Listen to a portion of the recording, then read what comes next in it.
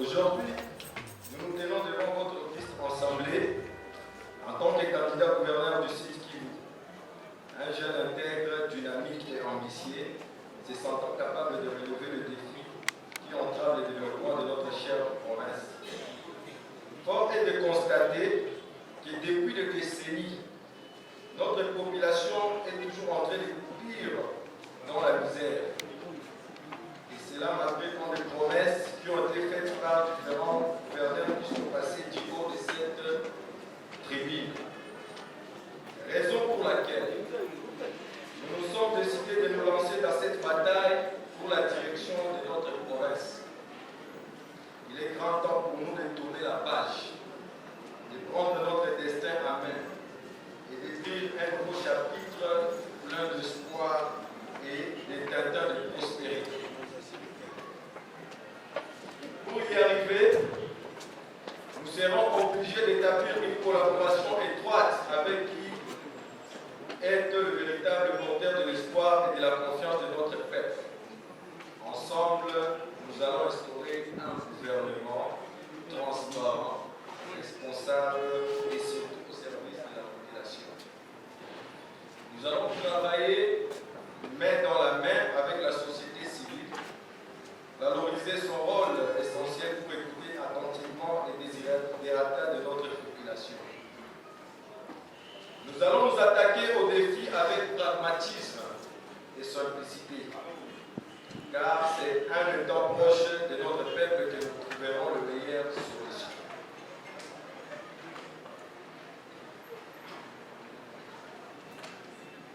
Honorables députés, si nous sommes engagés à participer à cet exercice noble, c'est entre autres pour redorer l'image de nos institutions provinciales, jadis gangrénées par des conflits inutiles qui ne facilitent pas l'émergence et le développement de notre province.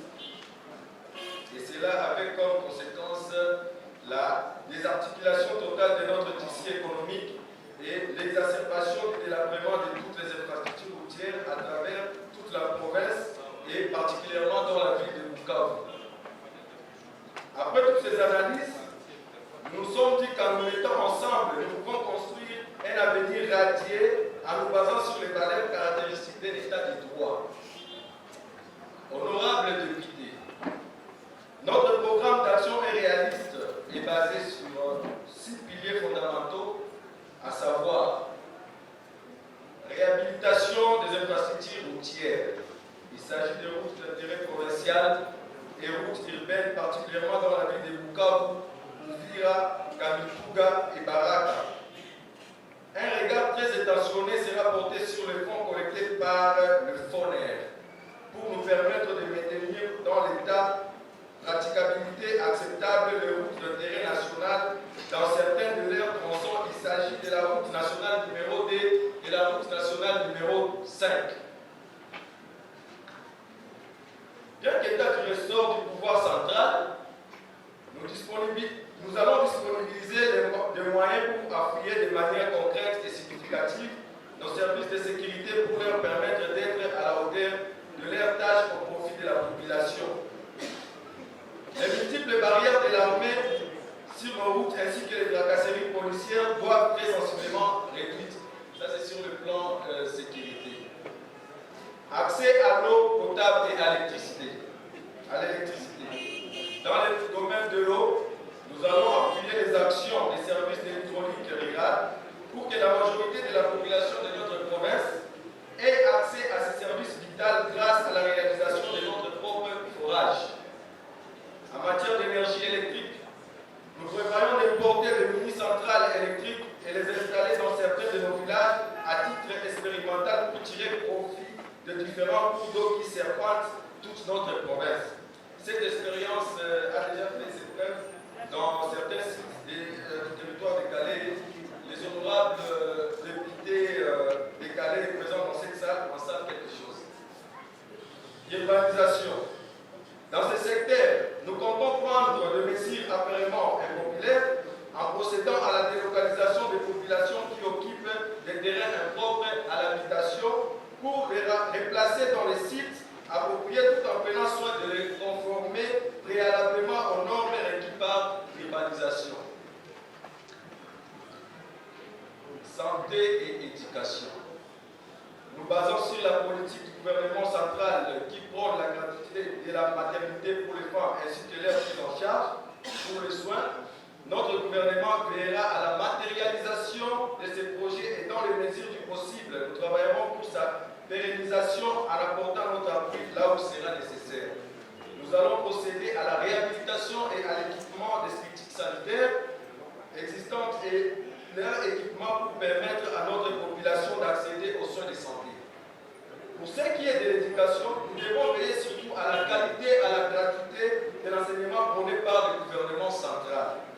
Procéder à la construction des écoles à Bukavu et dans les territoires, et cela avec l'appui de certains partenaires et le gouvernement central. Nous travaillerons pour équiper les écoles grâce aux fonds propres de la province, en matériel didactique et en mobilier. Économie. Pour booster l'économie de notre province vers l'émergence, notre gouvernement provincial aura plusieurs stratégies à mettre en œuvre, notamment diversifier notre économie en prenant des mesures incitatives pour amener les opérateurs économiques à investir davantage dans les secteurs de l'agriculture ainsi que celui de l'élevage. Contrôler l'indice de prix à l'importation et exportation, réguler le secteur minier en veillant sur la traçabilité de nos matières, en commençant par le lieu de leur extraction jusqu'à l'exportation. Par rapport à la gestion financière de la province, à ce stade, il y a de noter que la province du Sud Kivu souffre des problèmes de leadership, capable de la booster très haut, qu'elle regorge plusieurs potentialités minières, agricoles, humaines, etc. Alors il suffit de bien travailler pour les transformer en richesse. Pour nous permettre de remédier à cette situation, votre gouvernement qui sera mis en place présentera à votre auguste assemblée un budget réaliste capable de répondre aux attentes de notre population. Pour y arriver, nous appliquerons des stratégies ci-après. La réforme de la DPMR en lui octroyant les moyens de sa politique pour une mobilisation accrue des taxes et impôts de la province, maximisation des recettes en évitant la création des comptes bancaires parallèles de la province, renforcement du partenariat public et privé tout en évitant l'arbitraire et le favoritisme dans l'octroi des marchés publics, jeunesse et loisirs. La jeunesse étant l'un des piliers majeurs de notre province. Nous allons prévoir un montant dans le budget qui sera destiné au financement des jeunes entrepreneurs qui auront des projets innovants, bancables. Dans les domaines de sport, nous comptons promouvoir les sports scolaires dans les diverses disciplines en vue de dénicher les talents qui pourront représenter valablement la province lors des compétitions tant nationales, régionales qu'internationales. Information et communication. En tant que moi-même ici devant vous, en tant que passionné d'information, votre gouvernement jouerait un rôle essentiel dans la protection et la promotion de la liberté de presse. Honorable député, en cette ère décisive,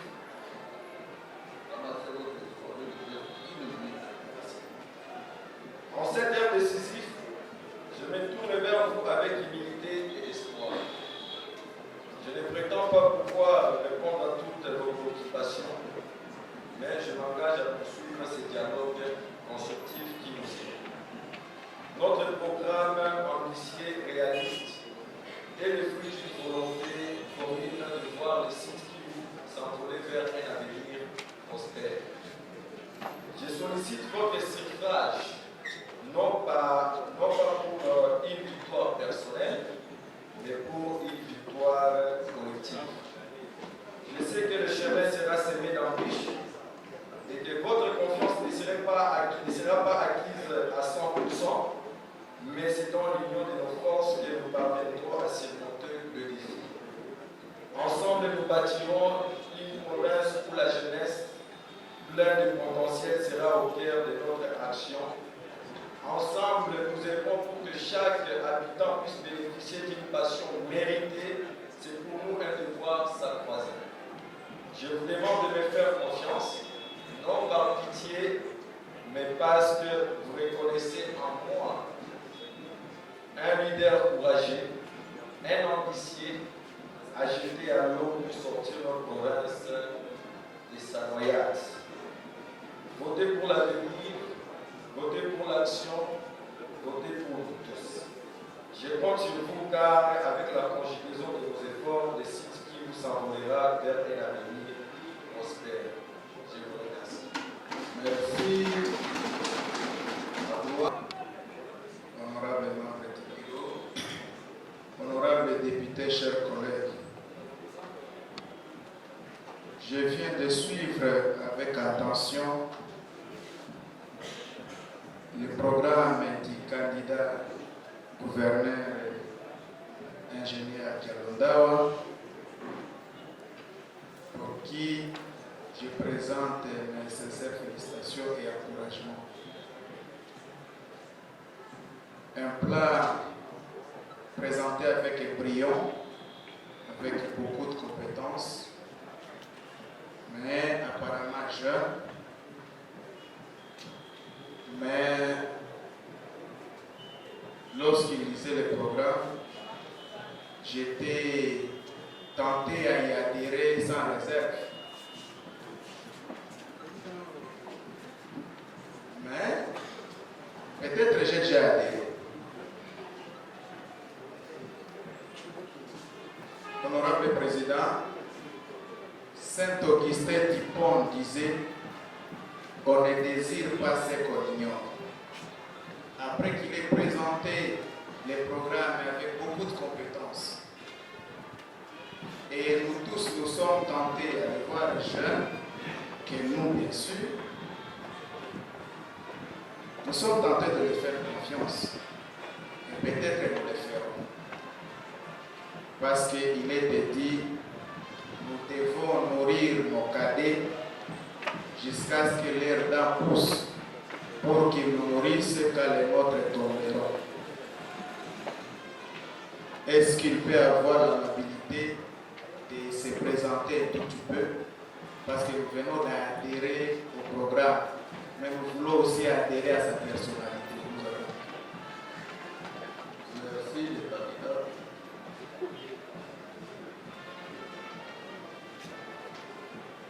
Merci beaucoup, honorable.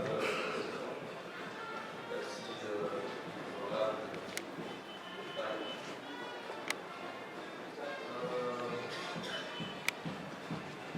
Permettez-nous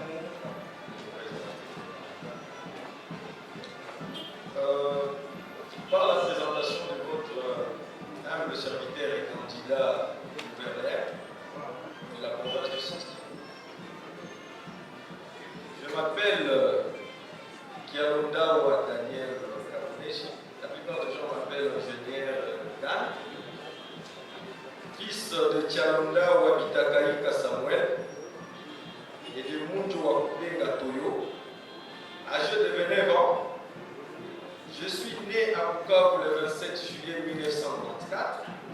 Mon cursus scolaire et académique a été sanctionné jusqu'à ce jour par un diplôme d'État en pédagogie générale, une licence en informatique et système d'information en application et technologie à l'Université of Tourism, Technology and Business Studies à Kigali, un bac plus 3 en sciences informatiques à l'Université Espoir d'Afrique of Africa University à Bujumbura, actuellement étudiant en master droit, économie, gestion, mention, information, communication, parcours, communication des organisations, information, médias et numérique à l'université AX Marseille en France.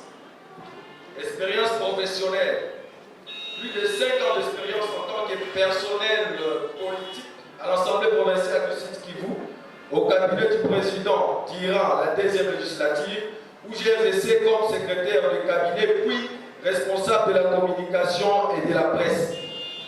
Assistant de premier mandat d'université bilingue anglicane de Goma. Et je suis aussi manager de Kivu ICT. Formation récit, nous avons déjà bénéficié de plusieurs formations dans les domaines aussi variés que le sciences numériques et technologies, participation au programme international à Tel Aviv, Israël, cybersécurité et intelligence artificielle, formation avancée au Tokyo Institute of Technology au Japon, leadership et gouvernance, plusieurs certifications obtenues dans le renforcement du secteur public, la collaboration, le développement de la main-d'œuvre, la gestion publique, le leadership civique, ainsi que dans le business et l'entrepreneuriat dans le cadre du programme Young Africa Leaders Initiative des États-Unis.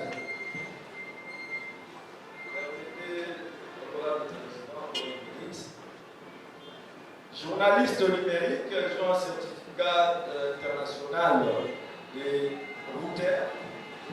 Conférence, nous avons participé aux différentes conférences à travers le monde, dont notamment en Éthiopie, à Addis Abeba et en Éthiopie, au Kenya, à Nairobi, à New York. Et merci, honorable. Quant à ma policière, elle répond au nom de Madame Viviane Choulian, âgée aussi de 29 ans, une jeune ambitieuse, licenciée en économie de l'Université catholique de Bukavu, avec une riche expérience professionnelle. Son dynamisme et son intégrité sont des atouts majeurs pour notre équipe. En alliant compétences et passion pour le bien-être de notre région, elle incarne le valeur de leadership et de développement que nous souhaitons offrir à nos concitoyens. Merci.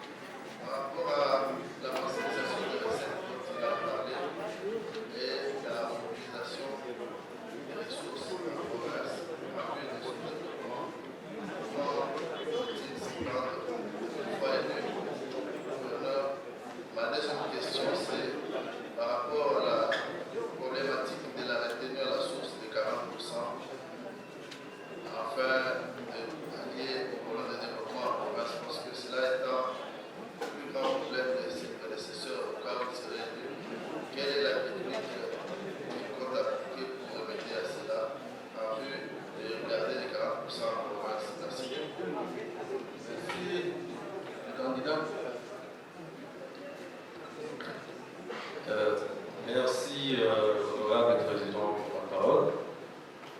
Merci, honorable, merci pour la question de l'honorable Christian Bongani. Monsieur le Président, puisque nous sommes des jeunes ambitieux, intègres, déterminés aussi, est-ce que, Monsieur le Président, permettez que, pour des raisons de l'aspect genre, ma policière réponde à cette question. Merci, Président.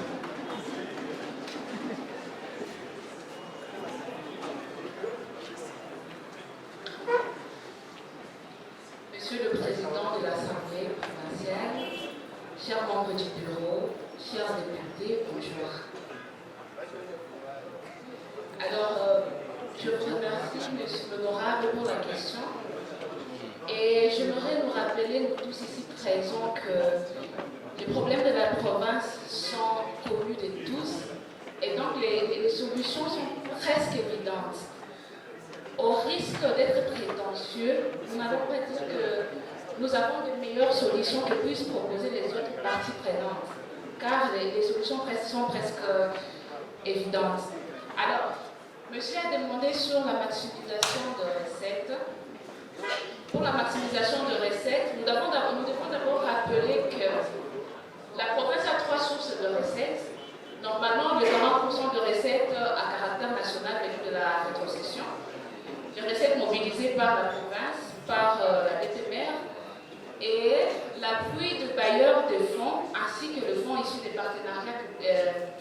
public-privé.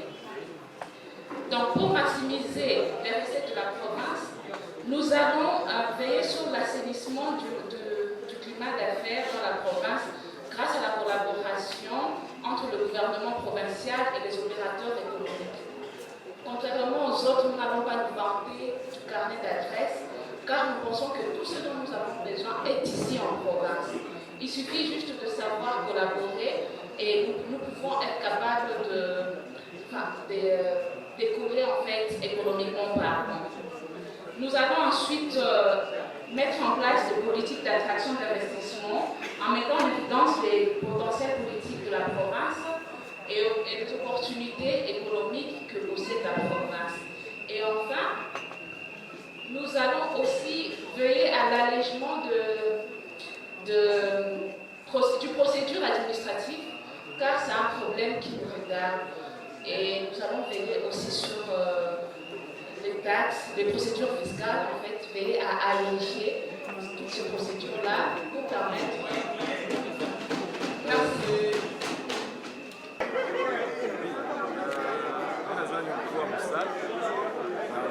Kama tulikuwa na programu yetu ilikuwa ya 7 piliers yenye tuko prêt kudefendre na tuko prêt kurealize. Kama vitu yenye hatulisema tulikuwa kufungula boîte ya plan d'or. Parce que kusema boîte ya plan d'or kwa sababu tunafungula shetani, tunamtosha munani ana exploser. Alors par rapport à ma analyse zetu tuliona que bon voilà, ile ndio mapilier tunaweza kufanya kwa hii 5 ans parce que pour 5 ans aussi ni ya kidogo, pale tukie tu promettre mule au moins tuko pragmatique, tuseme kitu yenye tuko prêt kufanya na par rapport ya kitu yenye inaweza na province na par rapport na gisi mamoyens zenye ziko mu province. Hatutasema ke tutafanya kitu fulani yenye haiwezi haiko mkompetence yetu wala yenye tuko limité quelque part, kisha kesho tukuye hapa batuambie que non bon voilà kuko motion de défiance, kuko motion de censure, non. Donc kama tulisema ile c'est parce que ni après ma analyse yetu na après ma analyse yetu na ni après aussi kuyua ma défi fulani zenye ziko mu province parce que hii province iko na ma défi mingi.